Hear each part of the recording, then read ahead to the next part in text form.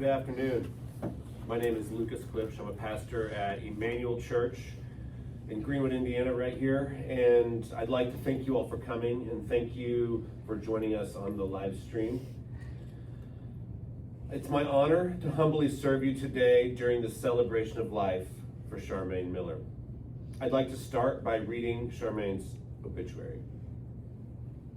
Charmain V. Miller, 67, passed away peacefully on February 11, 2025, after facing her illness with grace and courage. She was surrounded by her loving family.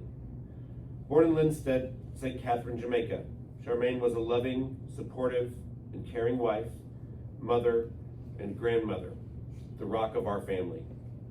She was a talented and creative individual, always with a smile and deeply passionate about gardening. After 37 years of dedicated service, she retired from the teaching profession, where she was a hardworking and devoted educator. She is survived by her husband of 44 years, Errol, daughters Tracean, Sherrean, and Roxanne, sons-in-law Mark, Luke, and Noel, grandchildren Jemma, Miller, Trae, Nora, Trae, and Miles, brother Royvin, as well as other siblings, relatives, and friends who will cherish her memory. Charmain will be deeply missed by all who knew and loved her. So at this time, I would like to invite Jemma to play a special musical feature that was important to her grandmother, after which we'll have family come up to the front and share special stories and memories. That portion of the service will then be closed out by another musical piece by Jemma.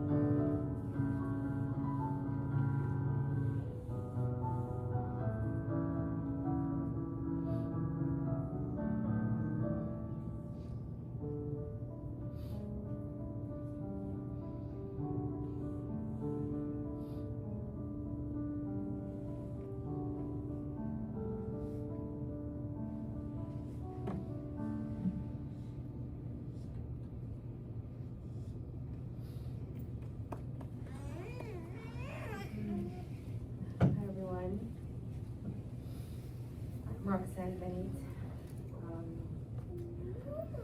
Charmain's daughter. I'm gonna try and get through this. My mommy, Charmain Miller, her maiden name was Kid. And as said before in her obituary, she was born in Linstead, St. Catherine, to Ian Lawrence and Roy Kidd. She was the second of two children for both of them. And my Uncle Royvin was there first. He shared a memory with me of how growing up he always tried to compete with her, but never stood a chance.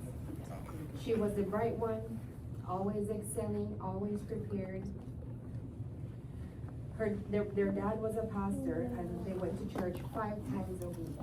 And whenever there was a concert, she would practice her poem and her recitation until she knew it perfectly. And when the moment came, she delivered it flawlessly, never forgetting a word, never stumbling. And meanwhile, he would be terrified of the crowd, nerves getting the best of him. And that was the beginning of the Charmain, who was always determined to do her best. Not just in childhood games, but in school as well, as she attended Tulloch Primary in St. Catherine from 1964 to 1966, then Crescent Primary from 1967 to 69. She then later went on to St. Catherine High from 1970 to 1974. After high school, she entered a teaching program at Shortwood Teachers College, where she specialized in physical education. As part of her training, she had to complete an internship, which landed her in St. Thomas at Yallas High School, though back then it was called Yallas Secondary. It was there that she came across a tall, handsome guy with a megawatt smile and dimples. But that didn't work out, so then she married my dad. Okay, no. No, I'm kidding. That tall, handsome guy was my dad.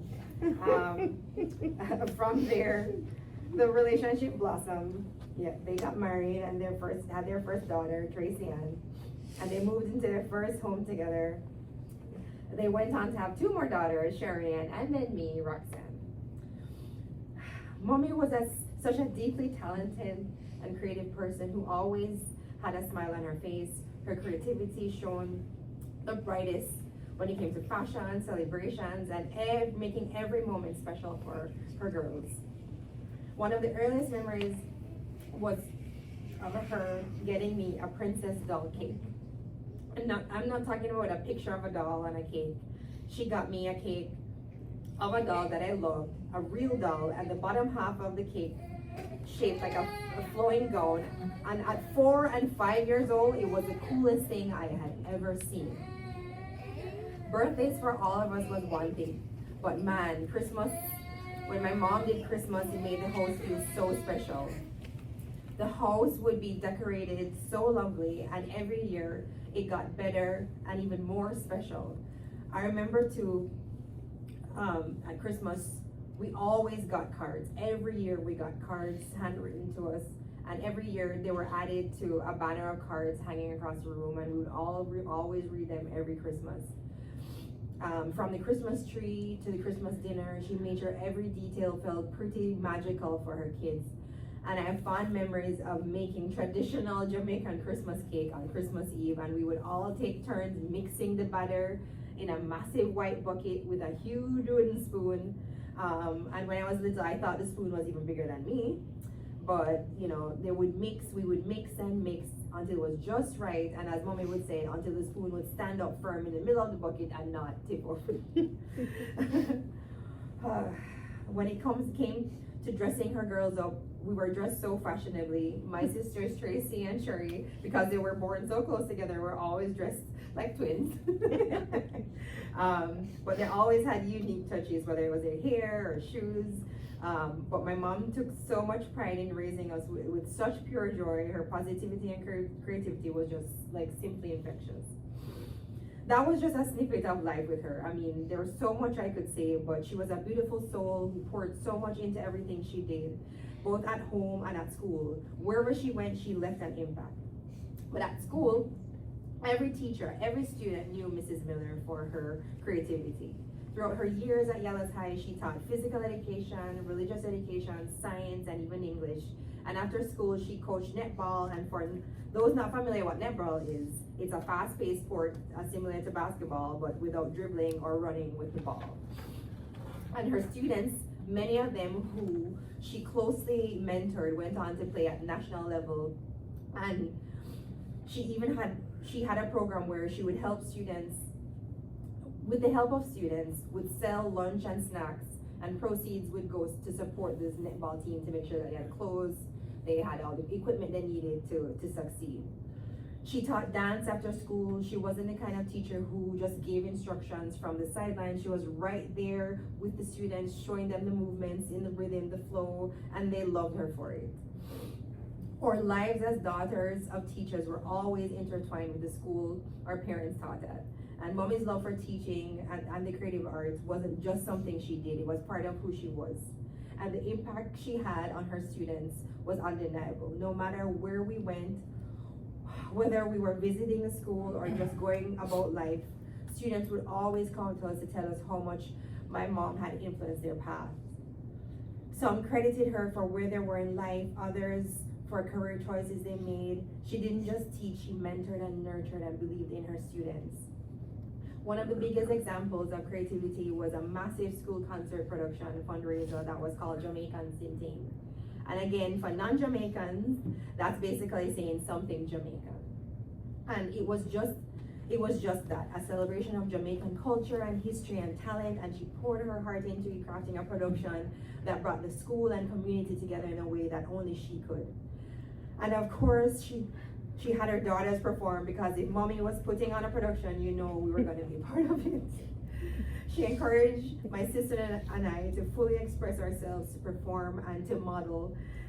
She encouraged other teachers to have their kids perform and do the same. She also used the moment to showcase the talent of the students, and it was always important for her to give them a voice and a chance to be seen and celebrated. For her, it was never just about putting on a show. It was about empowering students, building their confidence, and giving them the opportunity to step into their potential. That was who she was. She was not just a teacher. She was an artist, she was a mentor, a guiding force, and her passion for education and the arts didn't just exist in the classroom, it lived in every student she's ever inspired. Mommy always believed in the power of education, not just for her students, but for herself. She never stopped learning, she never stopped growing. While teaching, she took leaves to advance her education, completing her teaching diploma in physical education at Michael's Teachers College in 1996. And I remember when she came home from Michael in the evenings, fresh from learning about topics like cricket, and decided it was time for me to learn too. And she took me outside and started showing me the proper technique, how to bowl, how to bat. And if you know anything about cricket, for my mommy to get an 8-year-old little girl excited about cricket, you had to know she was someone special and an incredible teacher. She continued pushing herself even further, and in 2010, she decided to round out her education by pursuing her bachelor's in education at the University of the West Indies, UE for short. I remember sitting with her as we submitted our online application. It wasn't until her first week of school during orientation that I realized just how different the love I had for my mother was, the love we shared as mother and daughters for her was. Without even thinking, I went with her every single day that week. She never had to ask, it was instinctive. I was there by her side, helping her pick her registration package, signing up for classes, figuring out her schedule. I was with her every day until she knew where her classes were, who all her teachers were, and even where to grab lunch and food throughout the day. During the first week, other parents in the program started noticing, and they kept commenting to Mommy that they wish their daughter or son was there to help them the way I was there to help her. And it was in those moments that I realized that how special our bond was with her. It wasn't something I ever questioned. It just felt natural to support her in the same way that she supported us. Because that's who she was, and she was our biggest cheerleader, fiercest believer, and another deep passion my mom had, as was mentioned before, was gardening. And after coming home from school, that's where you find her, tending to her plants, many plants, her beautiful garden. She made it a point to beautify her home, and she thought a garden was just as important as a well-designed kitchen or a bathroom. It wasn't just the aesthetics, it was therapeutic for her and for us too. We spent so many evenings with her just talking while she gardened, and it was her sanctuary and a peaceful escape in those moments. it became ours as well. And after retiring, my mom and sister, you know, she wrapped up school and she started a company with my sister to once again showcase her creativity and immense talent. It was a party decor store planning called Eventful Affair, and they opened a storefront in Mark Bay in St. Thomas, and it was such a refreshing, fun space in the community for everyone to get balloons, balloon garlands, you know, you name it.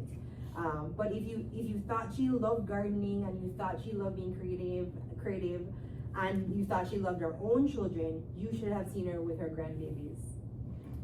From the moment my sister had her first daughter, Jemma, the first grandbaby of the family, mommy was there.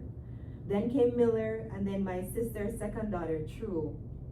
It was throughout their years growing up that she became a frequent flyer, always traveling back and forth to Indiana to be with them. And if it wasn't there, her grandbabies were spending summers in Jamaica, soaking up her love, her wisdom, and of course, some boiled dumplings. When I had my daughter Nora, she came to visit me in Canada, and I felt such a calm having her there. I remember when we picked her up from the airport and she was holding Nora in the car before she drove off, and she said, "Roxy has a baby, Roxy had a baby, and my baby had a baby," with the biggest smile on her face. And when my sister Tracean had her son, my mommy was there by her side every step of the way, all while she was even battling her illness at the time. Being Nana wasn't just a title for her. It was a role she cherished with every fiber of her being. The same belief and support she gave her somehow multiplied tenfold for her grandchildren. The joy on her face when she saw them was just priceless. And growing up, there was nothing I thought my mommy couldn't do. She was a walking encyclopedia of knowledge, a well of endless wisdom, but anything she believed in her girls. Fully, completely, without hesitation, every single thing we did, she backed us 1,000,000%. If we ever expressed doubt in ourselves, she would challenge it and say, "Why don't you think you can? Why do you think you can't?" She made us feel unstoppable because in her eyes we were. And no matter how big or wild our ideas were, she was there saying yes and asking what she could do to help to make it happen. That was the kind of mother she was. One who saw no limits for her children and made sure we never saw them either. Everywhere she went, she gave her all, and in return, she was deeply loved. I always said, if I can be half the mother she was to me throughout my life, if I could be half to my own kids, that would be amazing. Having her as a mom always reminded me that we have one life with our kids, so I strive to make moments for my daughter and son and have growing up as special as she did for us. We'll all deeply miss her. I will deeply miss her. Not being able to pick up the phone to talk to her. Her voice is really hard. I'm forever grateful for the time we had with her. My kids got to meet her. I'm so happy that my son Miles got to meet her before she passed away. There's no other mother on earth like her. I like this woman, and there will never be again. And I only strive to be offer the love and warmth and positivity she gave me every single day. Mommy, I love you. I love you. And your legacy will live on, and our kids will know every story. And I know you're in heaven looking down, and you will always be there for us, watching over us and our grandchildren. Thank you for everything. I love you forever.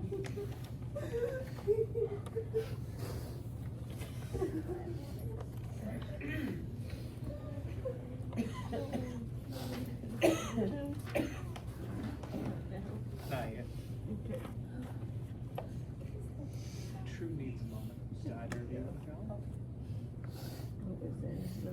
want to go. Okay.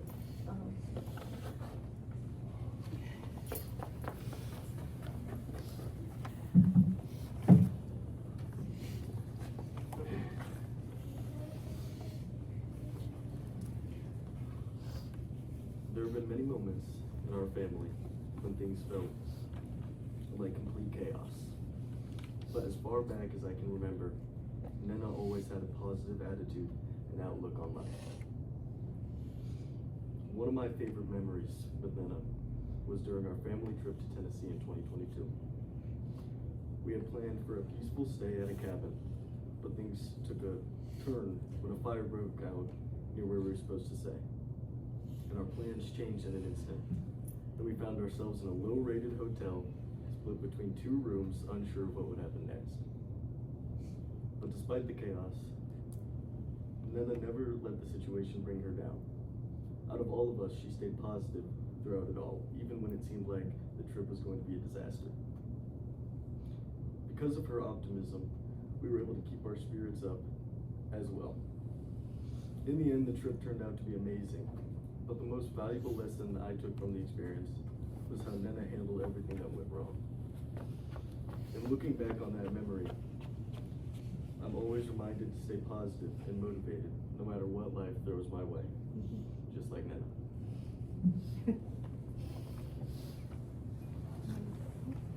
You ready?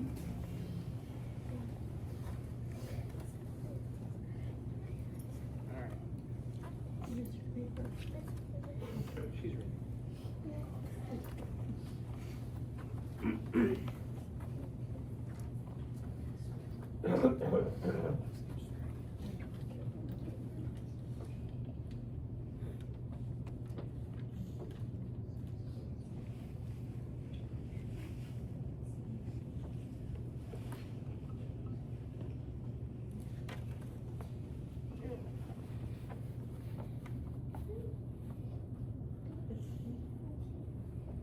I love dancing with Nana and all her encouragement and her kindness.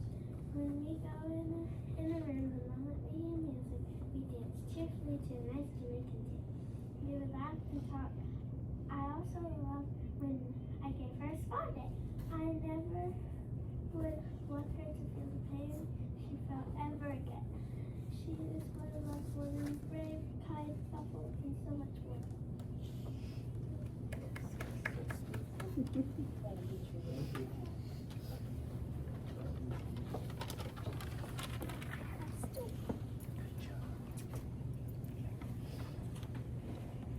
Hello, my name is Jemma. Today you all came to see my Nena. While she played many roles in a myriad of people's lives, she was always and will always continue to be my Nena.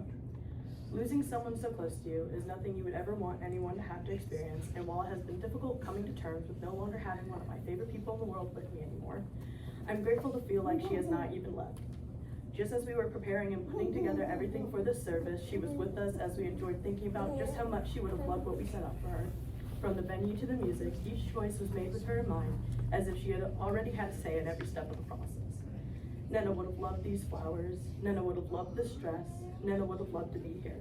And while it's difficult to stray from this idea that she is no longer here, moving forward she will still be ever present in my life. Every milestone I hit, every new goal I reach, every mission I accomplish, I know she will be watching and cheering me on as she always has. My Nena was the best hype man and loving supporter I could have ever asked for. When preparing for school dances and events, trying on both questionable and gorgeous outfits, she made me feel beautiful in all of them. When I was annoyed with classmates, she was the first to encourage me to stand my ground and show them who's boss if I had to. And when I was sad, scared, or feeling lost and helpless, she was always there to hold me and sit with me as long as I needed. Her presence was enough to make me believe that there was nothing to be scared of and that everything would turn out okay. And that was a saying I always knew her to live by throughout my life. Everything will turn out okay. No matter the problem, she always believed that it was simply a matter of time until it would be solved. Nothing is impossible, and even if you don't believe you are capable, you will soon see just how capable you are. This motto will continue to be the best thing that she has ever taught me. It does not matter what issue I'm facing, I will have my Nena fighting beside me constantly, reminding me that everything will be all right. In these past few years, as she has been bravely fighting against her sickness, I can only hope that in those tough times where she could feel that powerful voice inside of her promising the best begin to get quiet, we were all able to be that unwavering embodiment of encouragement that she had always been for us. Everything will be okay, and I hold on to that belief during this time especially. Losing such a wonderful, beautiful, amazing person will always leave a piece of you empty. And I know as all of us are coming together to mourn her, remember her, and love her, she is holding our hands and reminding us that it will be okay. While it may not seem like it now, it will get better. So to my cheerleader, my inspiration, my Nana, I want to say thank you for having such a positive impact on my life. I will think of you in both my best and worst moments. Your lessons will drive the way I view the world and all it has to offer. I love you.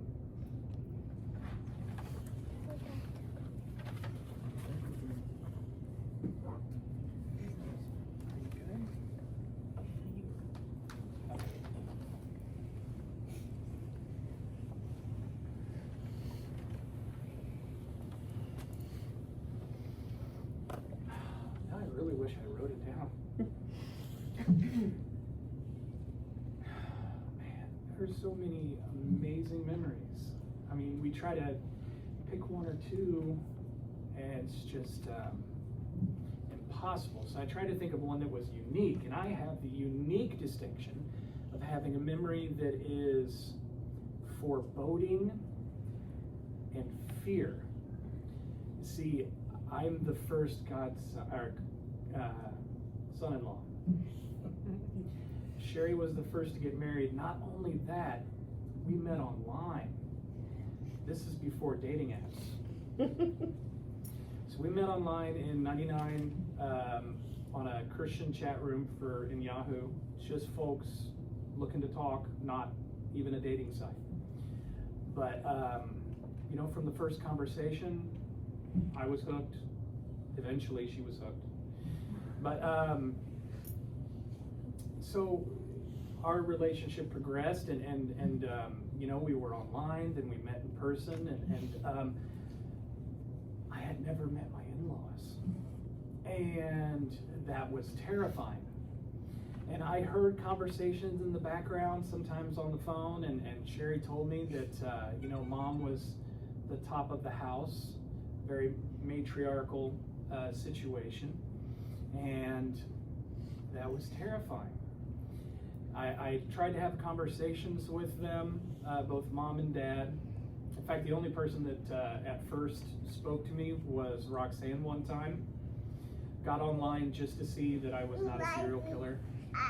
She wanted to vet me. But Sherry moved to Indiana to be with me, and we got married at the courthouse. And it was not until our second apartment that everyone finally visited here, and I was going to meet Nana. Before she was Nana, it's just Mrs. Miller. And it was terrifying, because if you don't get it right with the in-laws, I mean, part of me was like, okay, well, they do live in Jamaica, so it might not be so bad, but it was very scary. So they get off the plane, and other than the fact that it's like -17 practically in Chicago, and it's terribly cold, the emotion that I got, thankfully, was nothing but warmth from everybody, but from Nana especially.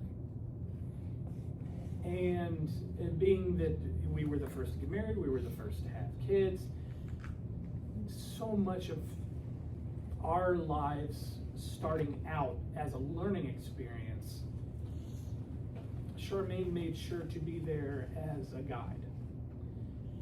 And her personality, like Miller said, trying to make the best of a situation, keep a positive attitude.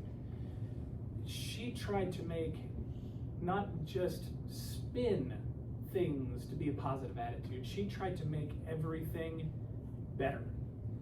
Every situation, every person. So as parents, as first-time parents, we were made better by Charmain.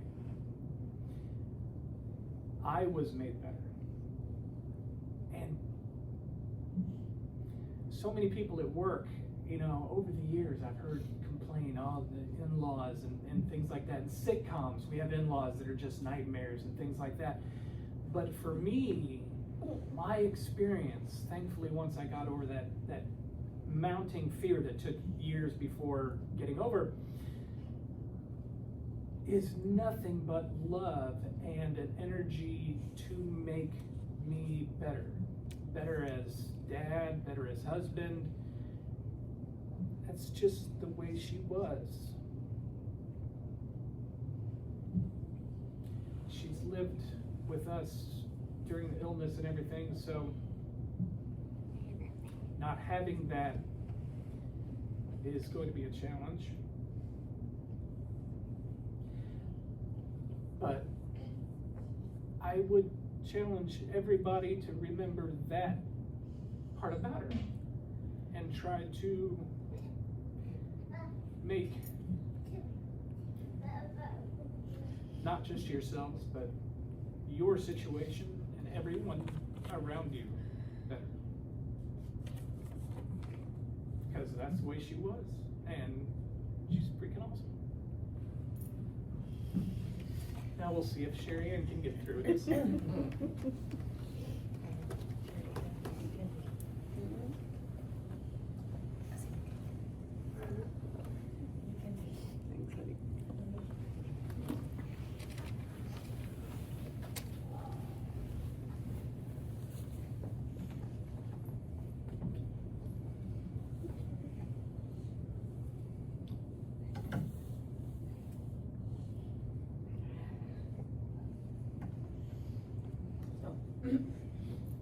I'm sorry. This is gonna be how it will be.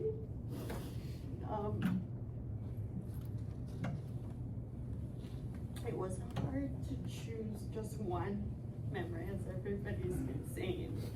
It's hard to choose just one memory of my mom. It's impossible. I could talk all day for days about all the things, all the memories. That was just how entwined she was in our lives. That's just how much she was a part of. She was my best friend. She shaped me into who I am today. So I'm gonna try to share just a fraction of what she meant to me and just some of the memories that she shared. So from the very beginning, as a young child, I was known for clinging to my mom, literally and figuratively. My dad and others will tell you that I wouldn't go to anyone else, not even him. I stuck to her like glue. I didn't like people much as a child. I couldn't even handle birthday parties because people scared me. That's what they told me. And my mom could throw great birthday parties, so how she managed not to. Luckily, both Trace and Roxanne, they were people persons, so she could get that, but not from me, because she even told me that when it was time to take like solo pictures, like for passport or any kind of IDs, I wouldn't let anyone take one unless she was there. She had to hold me on her lap and lean back to avoid being in the picture as a kid, because I just wasn't going to. So that's the truth of my life with her. I clung to her then, as I continued to cling to her, even when I moved away to England for a year. And later on, as I moved here to Indiana, and I've been here for over 22 years, despite the distance, she was always there, and my rock. I was so fortunate to have her by my side during a lot of the important events and moments, like you mentioned. When Jemma was born, my mommy, you'll hear me say that because that's what I said, mommy, she took an 8-month leave from work just to be there for us. I honestly don't know how Luke and I would have made it through those early days without her. There's one moment I remember clearly when Jemma, who never slept as a baby, was crying relentlessly. And so we tried, like we said in books, we tried to put her in the crib, let her cry it out, My mom couldn't stand it. You know, she said she would pack her bags right now and leave. And then if we let her cry any longer, she could never stand hearing her grandbabies in distress, and she would do anything for them. My mom taught me that nothing was impossible. She modeled hard work and dedication. I watched her stay up all day and night to finish any project she took on, never settling for less than her best. She made sure we knew we could do anything, be anything. She pushed us to never settle for complacency. She showed us the importance of faith. When we were going astray as kids, arguing too much, too many, she made sure she'd say it's time for nightly devotions, reminding us our faith, and she always was the one guiding us to church. Her faith shaped me, and I'm forever grateful for that. If I have good news, any good news, I wanted mom to hear it.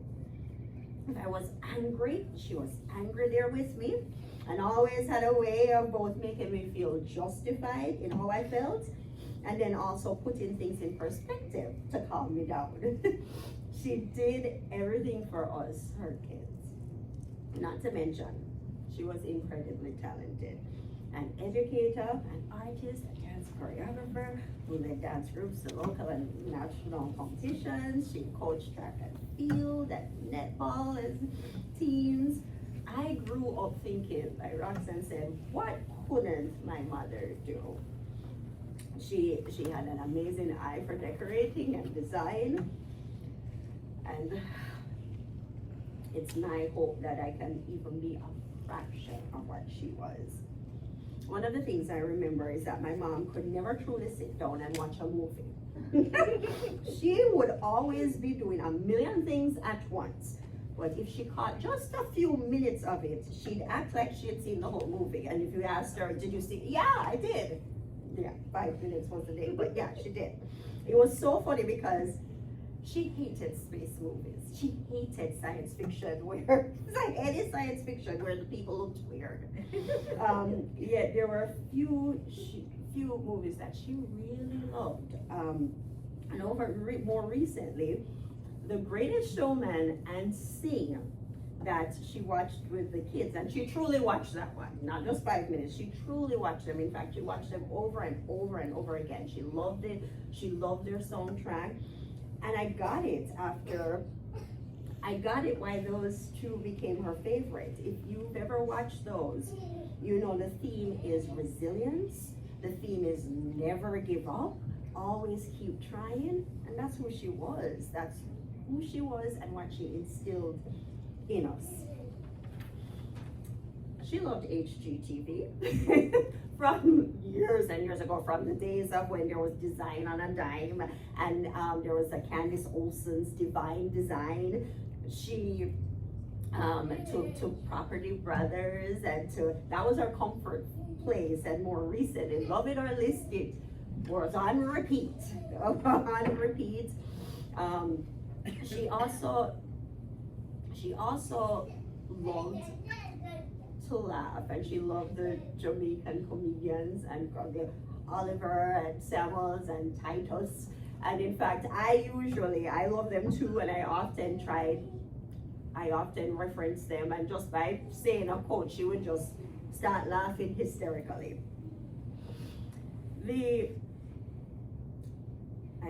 I just loved being in her presence.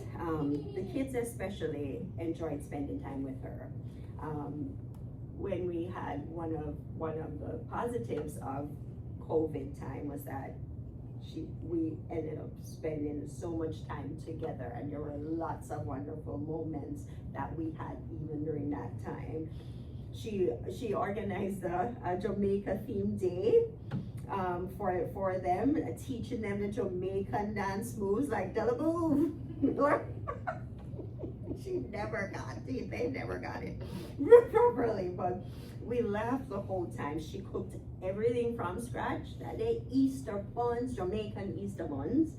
Jamaican patties. She fried up the plantains. She decorated the balloons. She just was always bringing joy and laughter into our lives.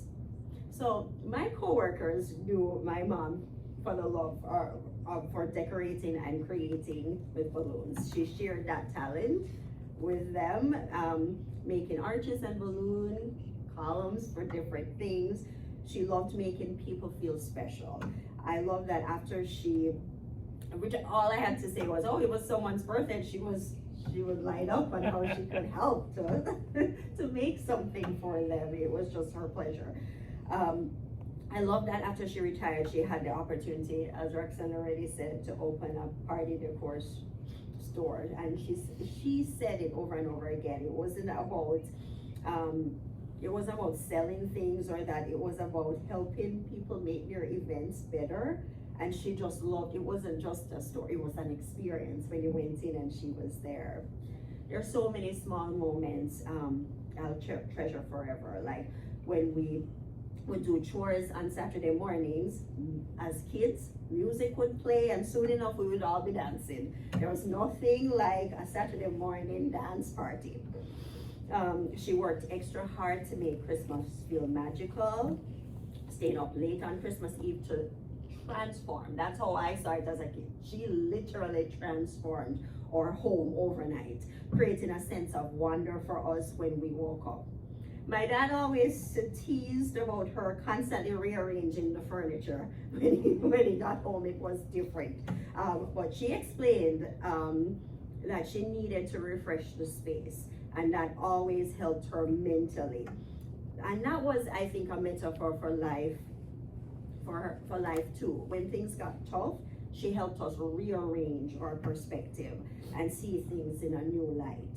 She taught us that everything would work out in the end, and I believe that with all of my heart.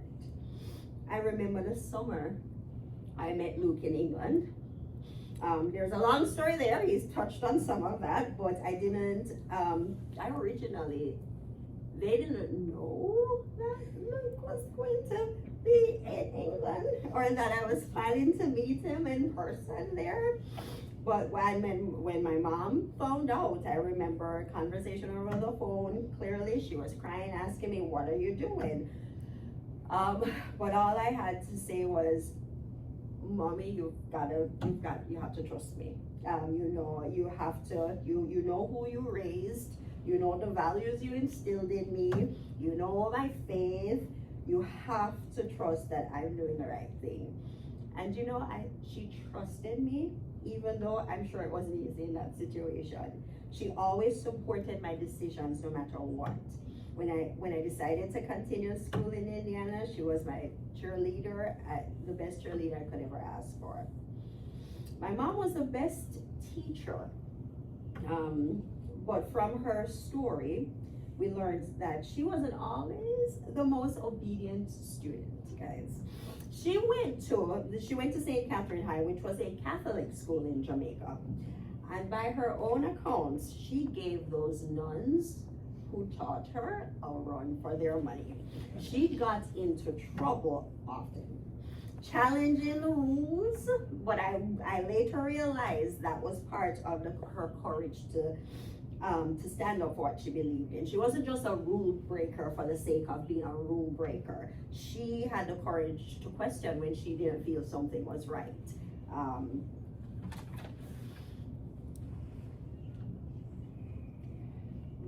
Mommy. I don't know how I'll ever live without asking for your opinion, without your final stamp of approval on everything I do. But please know that I will honor you in everything I do, and I will carry your legacy with me every day. You always did everything for us, and you were always there, guiding me, loving us. Your legacy will live on through your children and through your grandchildren. As long as I live, I'll carry you in my heart. Thank you for being everything to me. I love you. always. Rest peacefully.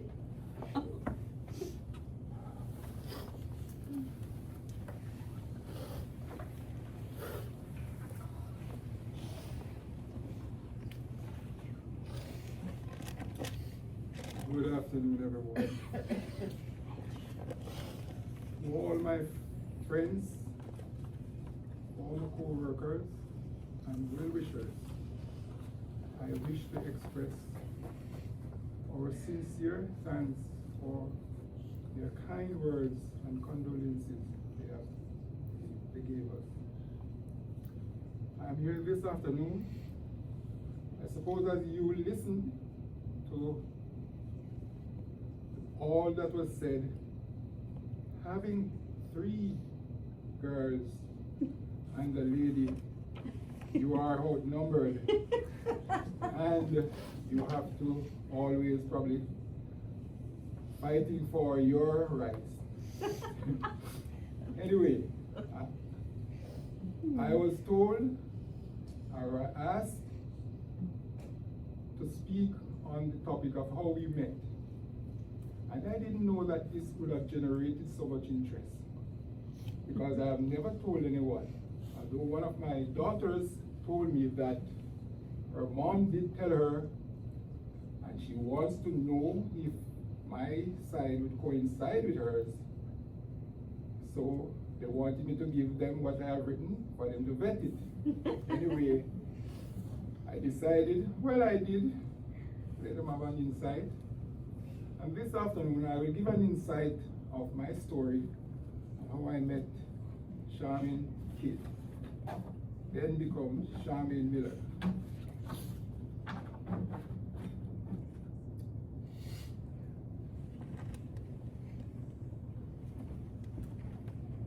I attended the Michael Teachers College, where I completed a 3-year teaching course from 1973 to 1976. As part of that program, I was required to complete 1-year internship at a secondary school. One of 3 placement choices was Yala's Secondary School, and that's where I assigned my internship. My assigned internship began in September 1975 and ended in July 1976.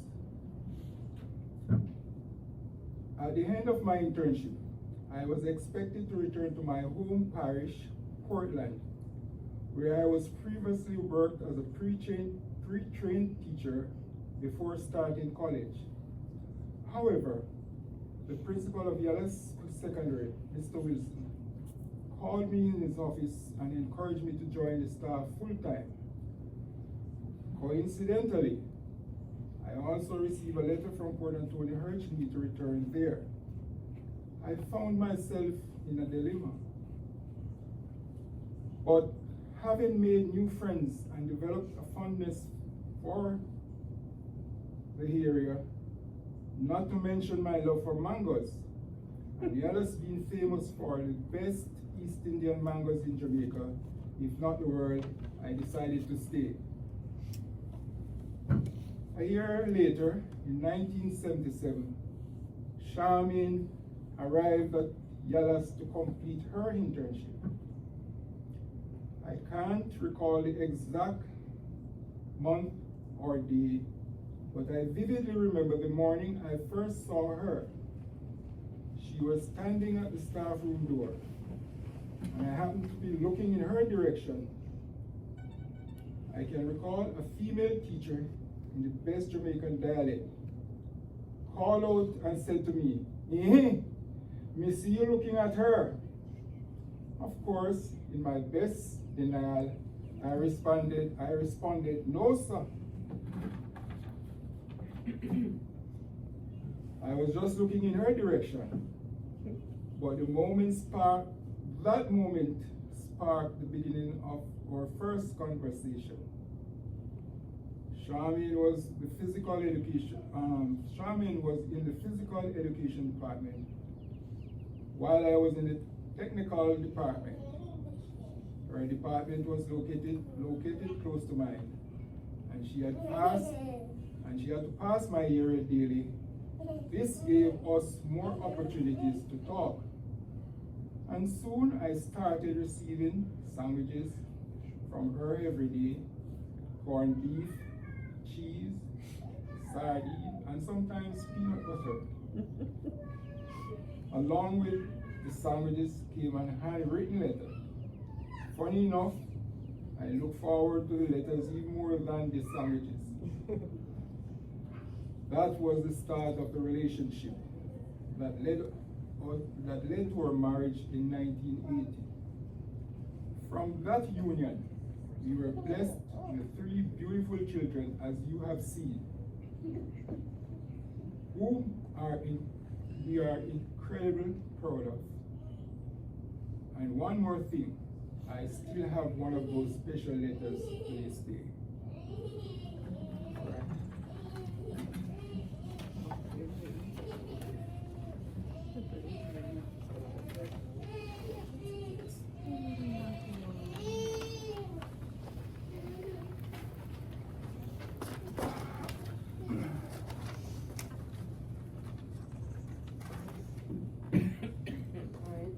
Tracy and Mark.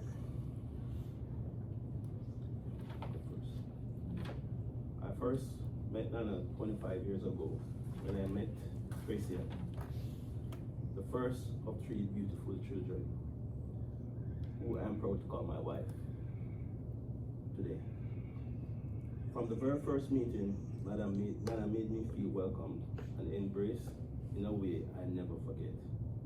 Her warmth and kindness were immediate, and I will always be grateful for that. Over the years, Nana became so much more than a mother-in-law to me. She became a second mother, a guiding light, and a constant source of love and support. Nana, as we all affectionately call her, was the heart and soul of her family. She was the unshakable rock, the steady presence that kept us all grounded. Even in the most challenging times, I've always admired her strength, her resilience, and her incredible work ethic. But what I hold most dear is her boundless love for people, her kindness, her generosity, and deep care for everyone she met. And deep care for everyone she met knew no limits. One of the things I'll always treasure is a countless conversation we shared about sports. This is one of her passions, for it was infectious. And we would often exchange stories, discuss games, and revel in the excitement of sporting events together. That connection centered around something we both love, a special bond I'll hold close to my heart forever. Nana, I am so incredibly thankful to have been a part of your family. Your love, wisdom, and influence will continue to live in all of us. I promise to honor your memory by caring for and protecting the family you held so dearly. Your legacy will never fade, and I will carry a piece of you with me always. Rest in peace, Nana. You will be deeply missed, but your love and spirit will never be forgotten. This is a letter to Mommy.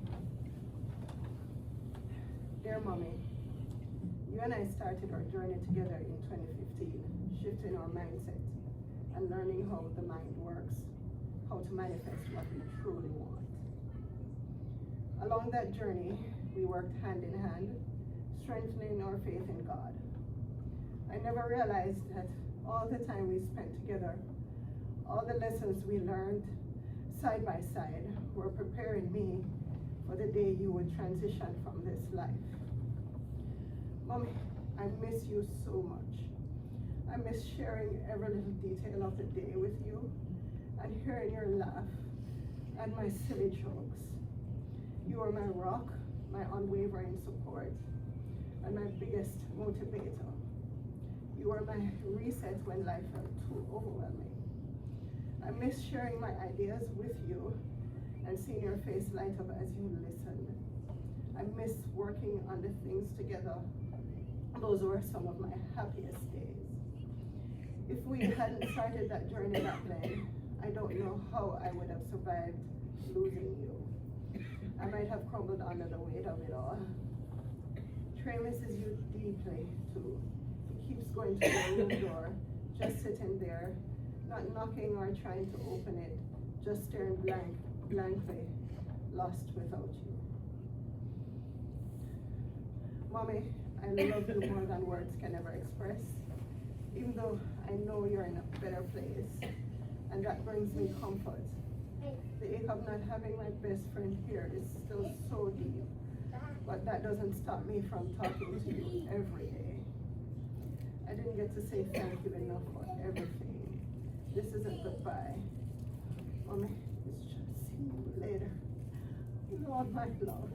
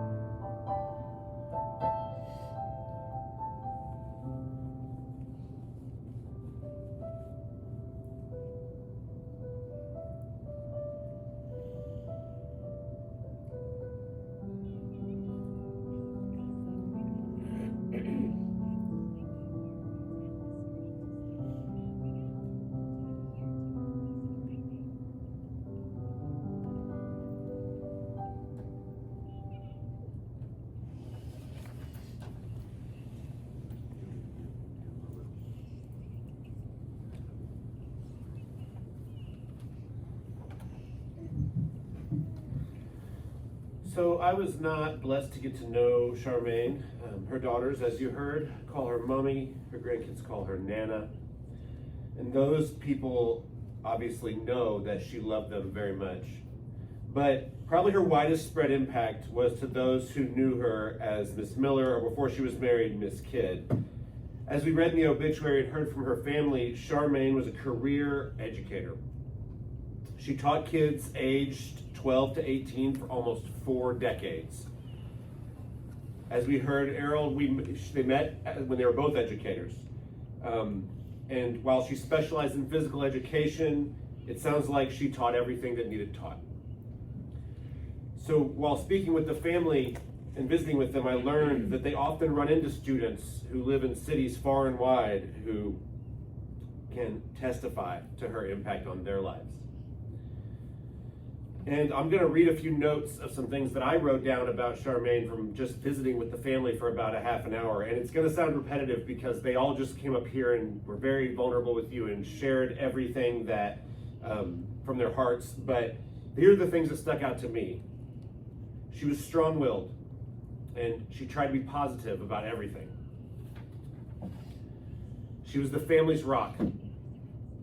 She motivated everyone in her family with her positivity.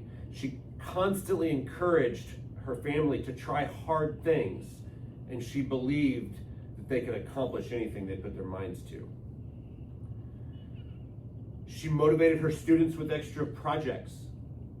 And I was a teacher before I was a pastor, so I know how hard it is to get students to do extra stuff. It sounds like Charmain didn't have a problem with that. She was a jack of all trades. She loved to dance, to coach, and to mentor. It sounds like sometimes people find the right profession, and sometimes people just do a profession. It sounds like this was the right profession for Charmain. And then the best thing is that I heard them say was she always knew what to say, and you heard that from each of her daughters and her grandkids. She sounds like an amazing teacher and an amazing mother and an amazing grandma. Just hearing those words from each of those people is inspiring to me. I don't know about you. However, it's difficult to use words to capture what someone meant to friends and family. I hope that whatever was said here today will honor Charmain, her spirit, her family, and God. I also think it's appropriate for some encouragement for all of you who are in attendance today or watching the live stream. It's difficult to lose a friend. It's difficult to lose a mom, an aunt, or a grandma. But while there is difficulty in the pain, we need to remember that God does not waste pain. God is able to take any pain in our lives and use it for good. Use it for those who love him, who've been called to him. He uses it for healing. And Paul, the apostle, even says this in Romans. He says, we know that in all things God works for the good of those who love him and who've been called to his purpose. All things work together for good. And that's what Charmain believed.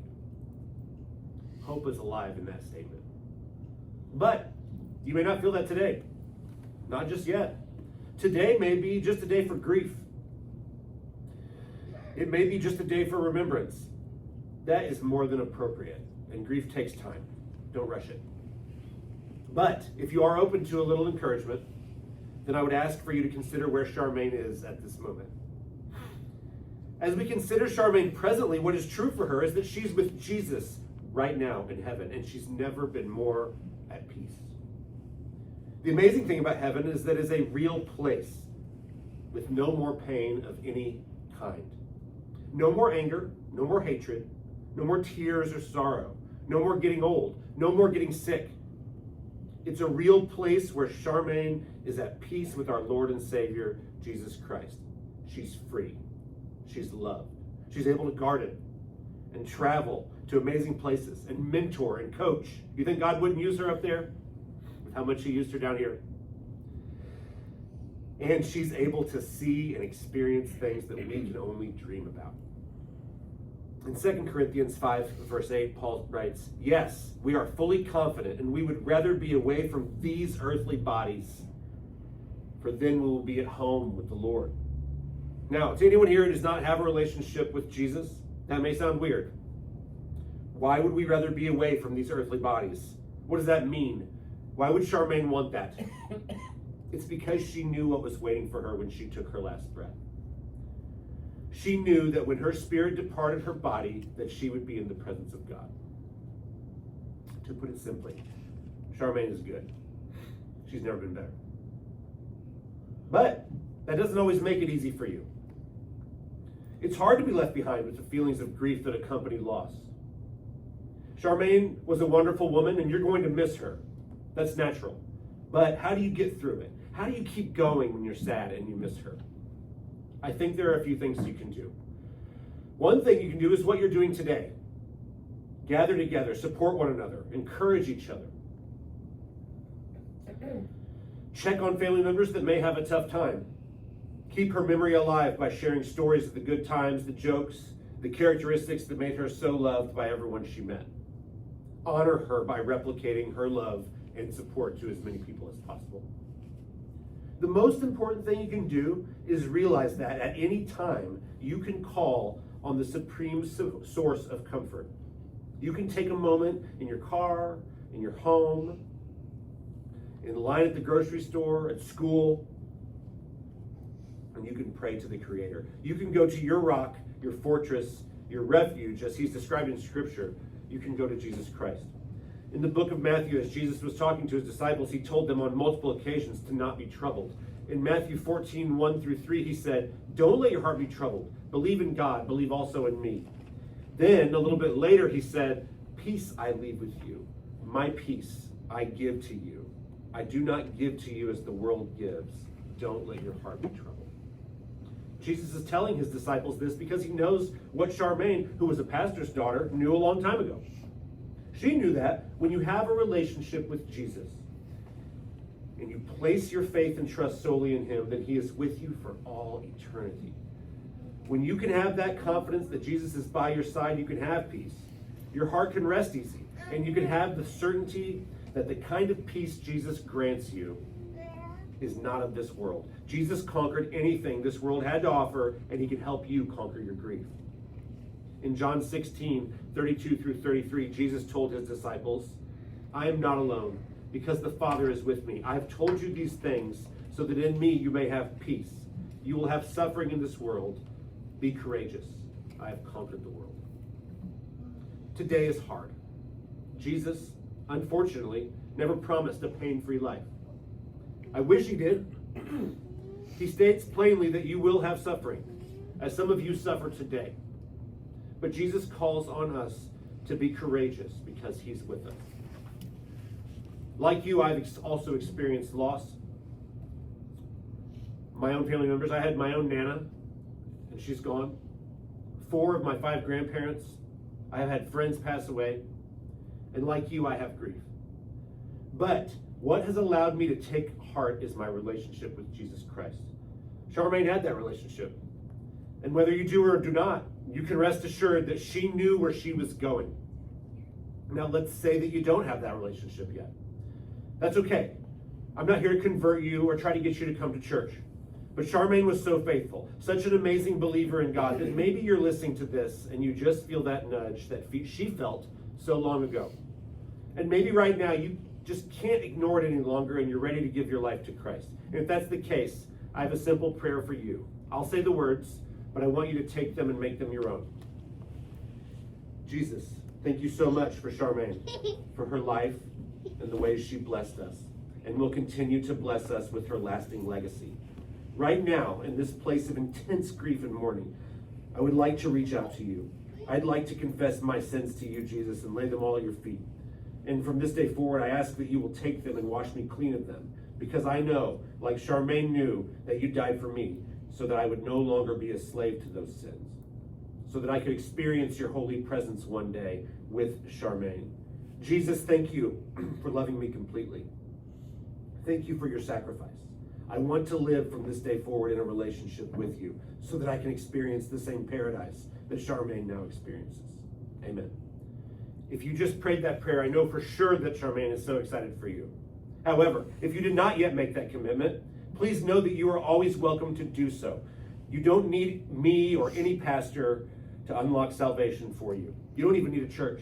You just need Jesus. At this time, I'm going to say one more prayer for us, and our service will conclude after one more song that they're going to play for us. Father God, I thank you for the opportunity to be here with Charmain's family to celebrate her life. We thank you for her, the love and support she showed others, and the model for us her life was. I ask that you fill us with your spirit today, Lord, and that you create in us the strength we need to love others just as she did. We ask for comfort as we move through this time of grief. We know it won't be easy, Lord, but we also know it is necessary, because to fully feel the weight of our grief is to fully feel. And when we fully feel, we can best remember those who loved us most, like Charmain. Fill us with hope, Lord. Hope for a world that we now face without Charmain, but hope for a future in heaven with her. It's in Jesus' name we pray.